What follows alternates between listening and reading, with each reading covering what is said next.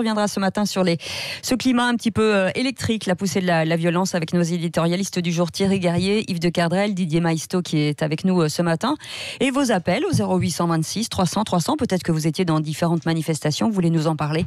Et vous nous appelez, on vous attend au standard. Parlons vrai, c'est le Grand Matin Sud Radio. Oui, ce qui suscite beaucoup de réactions, c'est évidemment ce qui s'est passé au Théâtre des Bouffes du Nord, donc vendredi soir, la rotonde, l'entrée, et puis et d'une façon générale, donc un climat de tension. On était avec Fawzi Lelouch tout à l'heure à 7h10, gilet jaune de la première heure, qui nous disait qu'il y avait une montée, une poussée effectivement de la violence, parce que le sentiment toujours de ne pas être entendu et d'être méprisé par le président de la République et le gouvernement. C'est ce que vous constatez, vous, Didier Maisto, bonjour. Bonjour. Vous êtes bonjour régulièrement dans les différentes manifestations pour filmer et voir ce qui se passe, et vous dialoguez sur les réseaux sociaux. C'est ce que vous avez constaté ces dernières semaines ?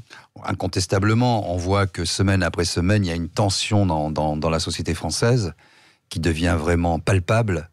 Et être en manif aujourd'hui, ça devient vraiment dangereux. C'est un acte pratiquement de bravoure. Il y a une incompréhension entre l'exécutif et entre les gens qui manifestent. Alors, c'est un peu le jeu du chat et de la souris, sauf que c'est un jeu dangereux, parce que je rappelle, près de 900 signalements, 25 éborgnés, 5 mains arrachées, 2 décès, on pourrait dire 3, mais mettons 2 décès.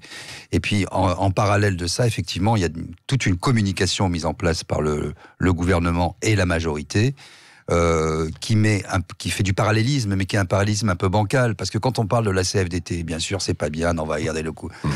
Moi, j'ai vu les images, je n'y étais pas ce jour-là, mais j'étais pas là. 20 personnes qui rentrent en chantant dans les locaux de la CFDT. C'est pas non plus ce qu'on nous présente comme ce que je disais, l'action fasciste. Voilà, bon, premièrement. Deuxièmement, la rotonde, nul ne sait ce qui s'est passé. Bien sûr. C'est un restaurant qui a brûlé, etc. On ne sait pas. J'ai vu le tweet de Marlène Schiappa qui, chaque fois, comme Monsieur Griveaux, se saisit de chaque petit événement pour en faire une affaire d'État. C'est pas une affaire d'État. On ne sait pas ce qui s'est passé. Donc on tire. Il y avait eu quand même des insultes. Il y avait eu un certain nombre d'inscriptions depuis. Oui, mais on peut pas faire comme ça des syllogismes tout le temps. C'est pas parce que Monsieur Macron va manger là, va dîner dans ce restaurant. C'est aussi le restaurant des migrants. On ne sait pas ce qui s'est passé. Ça, c'est voilà. Donc j'ai vu aussi toute la classe politique et tous les médias mainstream reprendre comme une antienne cette histoire de la CFDT. On a cru que c'était la fin du monde. Enfin, il s'est rien passé. J'aurais bien aimé que M. Hollande, M. Valls, tous ceux même qui ont quitté la vie politique française et qui font un retour fracassant, s'offusquent et s'alarment du traitement qui a été fait au peuple français depuis 1 an. Là, c'est le silence absolu. Mais là, tout le monde, d'un coup, soutient la CFDT comme si la vie politique française et la vie de tous les citoyens allait dépendre de 20 personnes qui rentrent dans un local en chantant. Mais enfin, soyons sérieux un moment. Il y a quand même des choses beaucoup plus graves qui se passent dans notre pays. Là, c'est la classe politique qui parle à la classe politique. Voilà, Thierry Guerrier. Oui, alors, je suis assez d'accord avec Didier Maisto. Il y a une dimension un peu artificielle et surtout, nous ne gagnons pas, nous ne gagnons jamais à montrer ou à raconter les choses de façon artificielle quand c'est faux. Clairement, il n'y a pas de saccage, c'est le terme que vous avez employé tout à l'heure. Il n'y a pas eu de saccage. C'est pour ça que j'ai utilisé. C'est pas vous que je vise, Patrick, mais ce que je veux dire, c'est qu'il n'y a pas de saccage dans ce qui s'est passé à la CFDT. Ce qui peut être gênant, et moi je comprends Laurent Berger, 2 des salariés du siège sont bousculés et insultés. C'est pas normal et il a raison de porter plainte. Par ailleurs, qu'au sein même du mouvement de protestation, d'autres qui ont une autre stratégie viennent contester physiquement au siège et pénètrent à l'intérieur simplement du siège d'un syndicat qui n'est pas sur la même ligne. Bon, c'est ça qui est assez gênant, c'est qu'on voit en ce moment, finalement, le refus d'entendre celui qui pense différemment de vous. Ça, c'est très nuisible. Moi, je trouve ça beaucoup plus violent en soi, symboliquement et réellement, que la problématique la question de savoir s'il y a eu saccage ou violence. Bon, non, vous avez raison, Didier, il n'y a pas eu ça. Ce qui est gênant, c'est que plus personne n'entend personne. Et pourquoi plus personne n'entend personne ? Parce que celui qui est en charge de l'unité nationale, le premier d'entre eux, le président de la République, fait comme si ça n'existait pas, ce qui se passe depuis 2 ans, 1 an et demi. C'est-à-dire qu'au fond, les colères populaires sont sorties de la boîte. Ça arrive régulièrement depuis très longtemps, depuis la Révolution. Il y a des systèmes pour essayer de leur redonner à la fois une voix et puis ensuite de confronter, et puis de donner au peuple une capacité à trancher, et puis ensuite on continue, on repart. Le président fait comme si le fait qu'il ait à un moment donné lâché de l'argent sur les gilets jaunes, qui est une autre dimension, une autre mode de réponse, et pas le mode politique, comme si le fait qu'il y ait une opposition relative sur les retraites, finalement, comme si tout ça n'existait pas. Eh bien, ça ne marche pas, et ça ne marchera pas, et ça affaiblit, à mon sens, son autorité et la fonction présidentielle. On n'est pas dans l'unité. Yves de Kerdrel. Non, sur le climat de tension et de violence, je partage ce qui a été dit par Didier Maisto et Thierry Grillet. Je voulais juste ajouter que ce climat de tension et de violence, pour moi, il remonte bien avant le début des Gilets jaunes. Cette montée de la violence, du je ne respecte plus rien. Ça a commencé. Ça a commencé avant des incivilités. Moi, je suis des petites incivilités du quotidien qui sont de plus en plus présentes. C'est devenu permanent. Vous circulez à Paris, c'est absolument permanent. Oui, partout. Il y a un espèce de... Alors, je ne sais pas à quoi c'est dû, je ne suis pas psychologue, sociologue. Ça, c'est un premier point. Et puis, il y a un deuxième point qui me paraît... J'ajouterai à ça que ce climat d'incivilité, vous le remarquez notamment sur les plateaux de télé d'information continue qui font des talks régulièrement et où les gens ne s'écoutent même plus parler. C'est vrai. Ils ne se respectent pas. Sur les réseaux sociaux aussi. Sur Sud Radio, finalement. Parfois c'est... Non, mais je lisais ce week-end les souvenirs de Catherine Ney qui parlait des débats européens il y a 20 ans, mais on a l'impression que c'est une toute autre époque. On est un siècle plus tôt. Ça n'a rien à voir. Et puis, la deuxième chose qui me paraît très importante, c'est que je pense qu'on a un gros problème dans ce pays, et que M. Macron a un gros problème. Et ça, je pense que Didier sera d'accord avec moi. C'est qu'on a un président qui s'est défini dès le départ comme Jupiter et qui a pensé qu'il était élu par tous les Français. Il a été élu par 24% des Français au premier tour. Après un premier tour un peu compliqué, l'affaire Fillon, etc. Et ensuite par des gens qui n'étaient pas forcément au second tour, n'étaient pas en adéquation avec son programme, qui ont voté parce qu'on leur a fait peur, on leur a dit attention, il va y avoir un coup d'État, l'extrême droite va débarquer en France. Et donc il y a toujours cette menace qui est brandie, bien sûr. Et ça a créé une situation extrêmement ambiguë dont il paye, dont la France, pas seulement le président de la République. On va en reparler. Merci Yves de Kerdrel, Thierry Guerrier, et Didier Maisto va vous répondre effectivement aussi dans un instant. Il est 9h04 et c'est la suite du petit déjeuner de l'actu ce matin avec Didier Maisto, Thierry Guerrier et Yves de Kerdrel. On en revient toujours bien sûr sur ces différentes violences un petit peu partout en France. Une plutôt assez radicale, Patrick Roger, ce matin. Il y a une poussée, c'est effectivement de cette violence. Vous voulez en parler? 0826 300 300. Oui, alors donc Yves de Kerdrel, vous avez donné du contexte en disant tout à l'heure que ça avait commencé un peu avant. Et puis qu'il y a cette ambiguïté liée à l'élection même d'Emmanuel Macron. Oui, c'est vrai. Didier Maisto, c'est ce que vous avez constaté. Et alors, depuis... il dit parce qu'il y a eu le mouvement des Gilets jaunes. Aujourd'hui, il y a la mobilisation contre la réforme des retraites. Et on a quand même ce sentiment des gens qui deviennent de plus en plus violents, en tout cas dans leur réaction. Pas forcément, d'ailleurs, même s'il y a des violences avec les policiers, mais eux-mêmes, dans leur propre sentiment de réaction par rapport à ce qui se passe. Alors d'abord, je réponds à Yves de Kerdrel sur les incivilités, les médias, etc.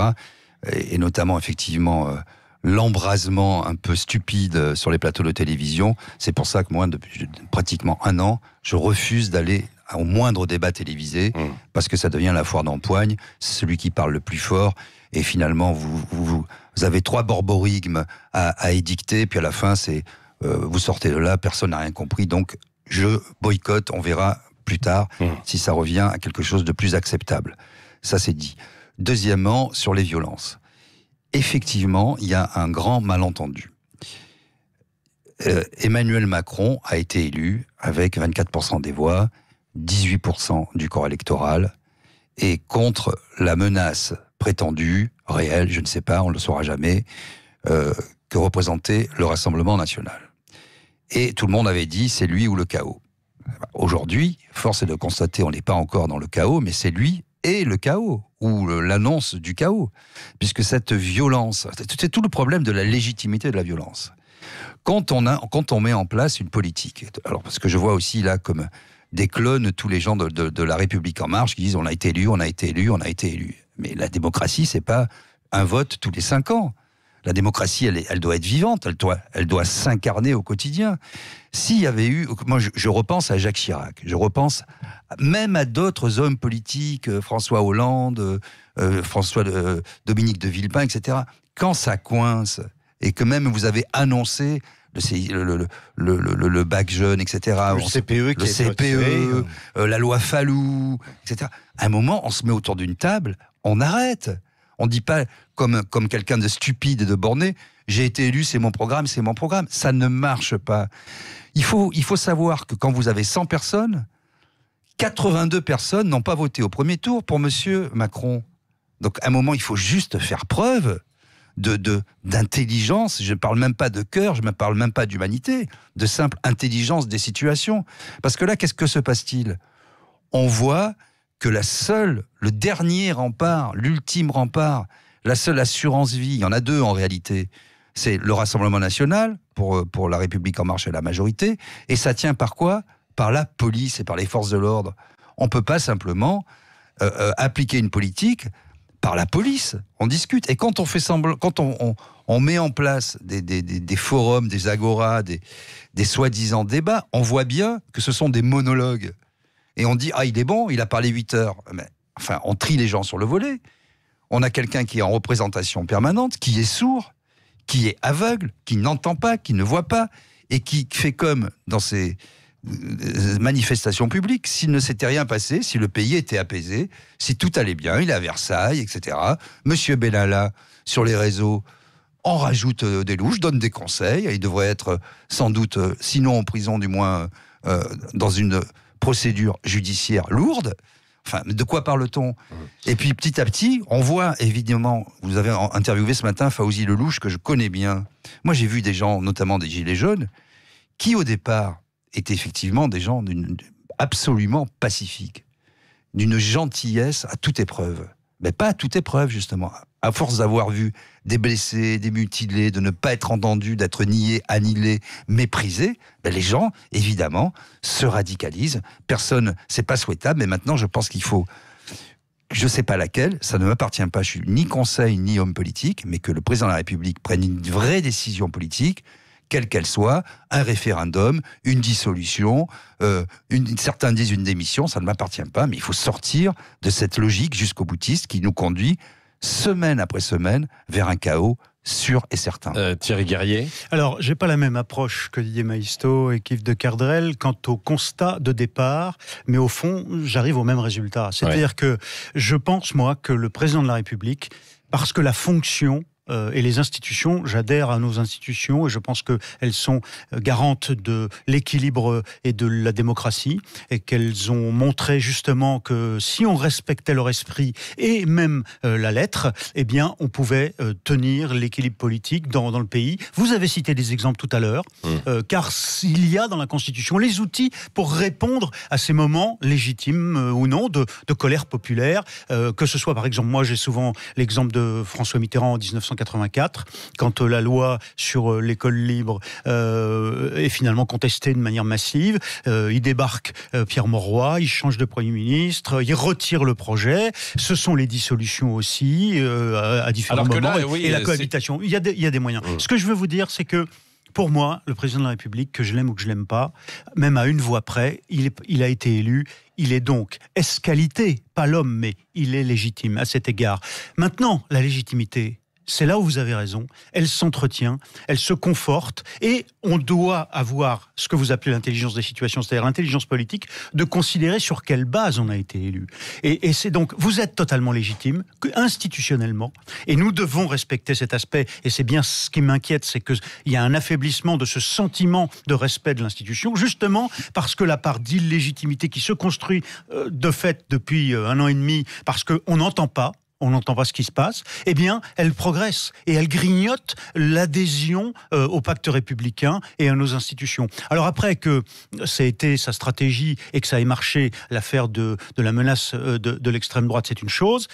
La question, c'est que, il est en train de rejouer ça, comme son espèce de viatique désespéré, et que ça, c'est inquiétant. Pourquoi ?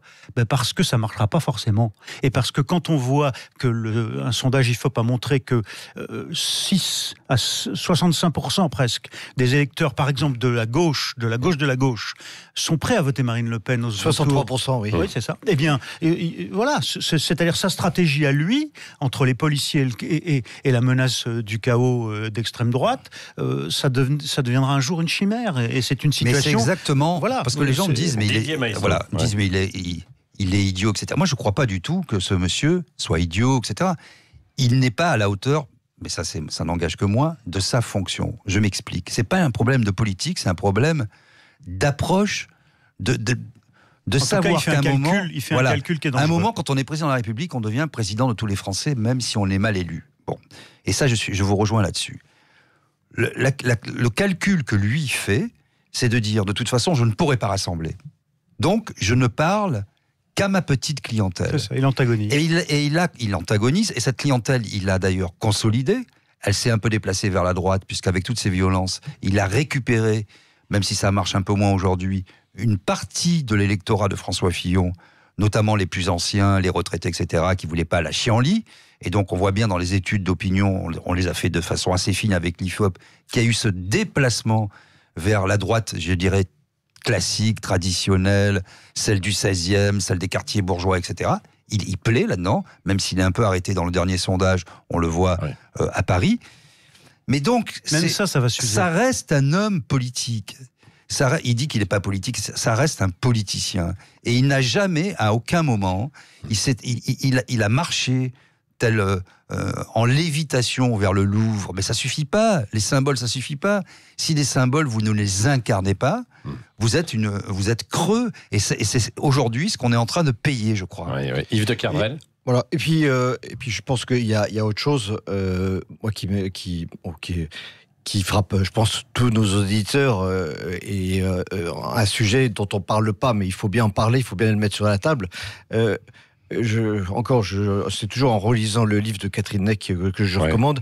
Elle rappelle que Georges Pompidou, Premier ministre du général de Gaulle en mai 68, était très attentif à ce qu'il n'y ait pas de débordement policier contre les étudiants. Ce qu'on appelle la doctrine Grimaud.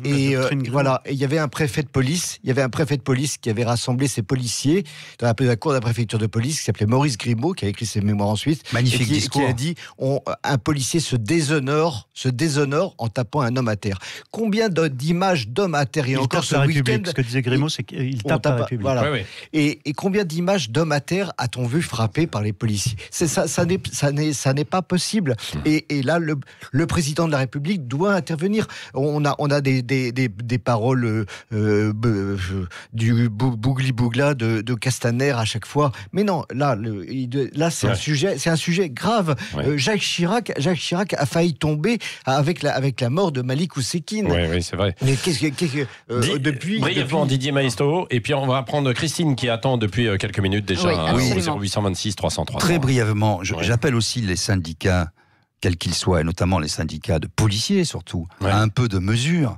Parce que j'ai vu ce matin, et hier soir d'ailleurs, c'était sur LCI, le secrétaire général adjoint du syndicat de police Alliance, alors qu'un jeune homme crachait du sang, qui s'est fait tabasser. On a toutes les images, mais d'une manière violente.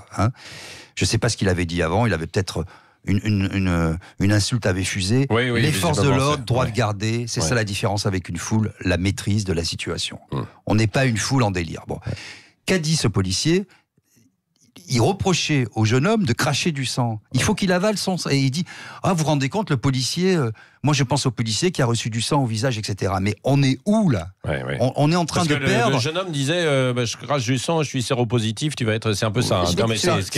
L'enquête le dira. L'enquête le dira. C'est ce que dit. Non, mais il faut tout dire, bien sûr. C'est ce que dit le syndicat. Oui, bien sûr. Non, mais il faut donner. Alors, tout donner. Voilà. Donc, à un moment... tout ne vaut pas tout. Et pour le meilleur moyen d'éviter cela, c'est de ne pas taper sur les gens quand ils sont à terre. Malheureusement, c'est fini le temps où ça venait d'en haut, où on pouvait avoir une communication maîtrisée. On disait, regardez, ce sont des violents, des factieux, des séditieux. Ils veulent faire tomber la République. Aujourd'hui, avec les Street Reporters, on peut les critiquer, etc. Ils n'ont pas toujours raison, mais ils montrent le réel. Et ça, c'est terrible pour un gouvernement. Alors, ils montrent le réel, et où est-ce qu'ils ne le provoquent pas ? C'est ce qui est reproché pour Taha Bouaf. Aussi. Alors Taha Bouaf, je ne rentrerai pas dans le débat de savoir si c'est dans le théâtre vendredi soir où était d'abord, c'est pas le premier Macron. à avoir fait le tweet. Deuxièmement, on a bien le droit de tweeter quand les hommes politiques se répandent sur tous les réseaux. Ma fille, mon fils, mes vacances au ski, je suis dans tel restaurant, surtout Didier, le président de la République, avec son épouse, même à ses heures privées, n'est pas un homme privé. Ça n'existe pas. Le corps du roi privé n'existe que à domicile, quand toutes les portes sont fermées. Et même là, on peut venir toquer en disant, quand c'est le chef de la sécurité, est-ce que le président est là ? Ça n'existe pas. Et donc, un tweet qui dit « je suis dans la même salle que le président de la République », pardon, alors c'est pas ce qu'il dit. Il dit aussi, il va se passer des choses. Il va se passer des choses. Donc c'est là où... Là, c'est pour ça d'ailleurs qu'il a été interpellé. Ensuite, il y aura peut-être des poursuites. Moi, je veux pas parce que d'abord il n'est pas là, et je veux pas. Mais j'ai vu aussi qu'il y a eu un débat tout le week-end sur le militantisme, etc. Mais sans défendre Taha Bouaf, encore une fois, mais des journalistes militants, j'en connais. Oui. 99% des éditorialistes des chaînes mainstream sont des journalistes militants. Oui, bon, ça dépend. Militant de qui vous croyez que Après, il y a militant et militant. Christophe Barbier n'est pas un journaliste militant. Vous croyez que Jean-Michel Apathy n'est pas un journaliste militant. Vous croyez qu'Yves Calvi n'est pas un journaliste militant. Ils sont tous militants. Les militants de qui Calvi, je ne sais pas. Militants de tous les exécutifs qui se succèdent. Ça, c'est un peu. Et ils sont toujours dans le sens du vent. Je le dis parce que c'est la vérité. Moi, je suis pas si sûr que ça. Moi, je suis pas si sûr que ça. Moi, j'en suis certain. Non, mais je suis pas si sûr que ça. Non, mais pardon, je vais essayer de vous réconcilier. Non, mais parce que tout ne vaut pas tout ce que vous disiez en fait tout à l'heure, Didier. Moi, je pense pas. On va pas voir en fait ce qu'il vote en fait quand il est dans un bureau électoral et même dans les prises de parole. Il y en a certains probablement, mais après. Non, mais vous ne pensez pas que la réalité est beaucoup plus complexe? Bien sûr. Et d'avoir toujours. Moi, ce qui m'étonne toujours, c'est que quand il y a un gouvernement qui est élu, vous avez toujours ces journalistes mainstream qui défendent toujours la politique du gouvernement. Ce sont des monolithes. Et qui attaquent aussi. Qui attaquent quand le gouvernement commence à avoir des problèmes. Pour l'instant, ils soutiennent. Et ils expliquent que les factieux, les séditieux, qu'il y a une violence légitime et qu'il y a une violence illégitime. Moi, c'est ça que j'entends. Donc, sans défendre Taha Bouaf, qui est assez grand pour cela, et qui a été défendu d'ailleurs par les militants qui défend les causes qu'il sert, etc. Il n'a pas besoin de moi. Je dois dire que c'est pour bien montrer que si on va dans ce débat-là, moi je ne connais que le droit. Est-ce qu'il s'est rendu coupable d'une exaction ?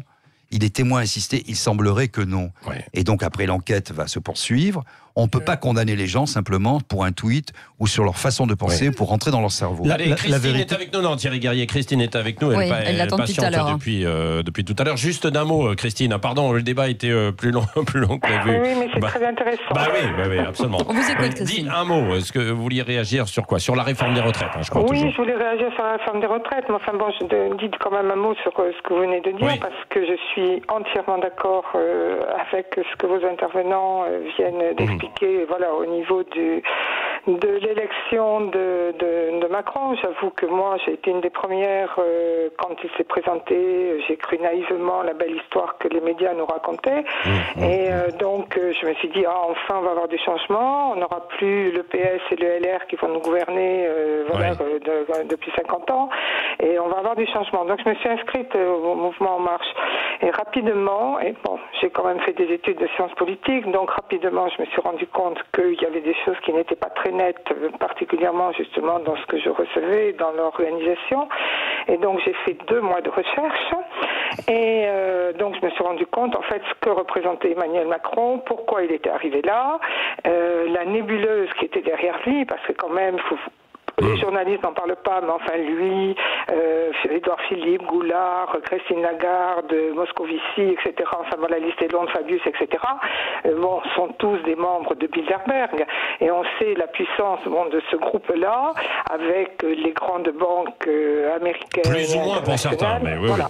Oui. Donc on nous a dit qu'il était, c'était un petit nouveau, etc. Alors qu'il travaillait pour Rocard déjà depuis 2010, grâce à son menteur Herman. Qui l'a mis en place, etc., qui l'a présenté tout le monde, de Attali on va pas revenir là-dessus, mais bon, moi j'ai été très étonnée, je suis une vraie républicaine démocrate et je ne comprends pas qu'on puisse être élu avec 60% d'abstention et 10% de vote blanc ou nul. Donc j'ai repris les textes aussi, et c'est vrai que les journalistes n'en ont jamais parlé, mais enfin, les politiques, et à l'époque c'était malheureusement Chirac et Villepin, ont modifié la Constitution pour que les élus puissent être élus avec 20% des voix. Moi je pense qu'on ne sommes plus dans un pays démocratique. Voilà. Quand je vois tout ce qui se passe, que les médias tournent en boucle sur les simili-violences, j'appelle ça des simili-violences parce qu'on nous dit qu'il y a de plus en plus de violences. Il y a des milliers de gens qui manifestent calmement, vraiment qui défendent leurs intérêts parce que... Oui, puis ensuite il y a l'effet de loupe. Oui, bien sûr, il y a un effet de loupe. Je n'ai jamais vu autant de clivage et d'inégalité sociale depuis 50 ans que je m'intéresse à la politique. Donc je pense qu'il y a une réelle souffrance, qu'il y a des réels problèmes, mais vraiment très profonds dans la France, et qu'au lieu de ça, alors il faut reconnaître que j'avais fait des recherches là-dessus aussi, quand on voit que 90%, pour ne pas dire 98% des médias en France, c'est pour ça que j'écoute Sud Radio d'ailleurs, appartiennent à 4 grands groupes financiers qui ont racheté tous les médias, télé, etc., presse.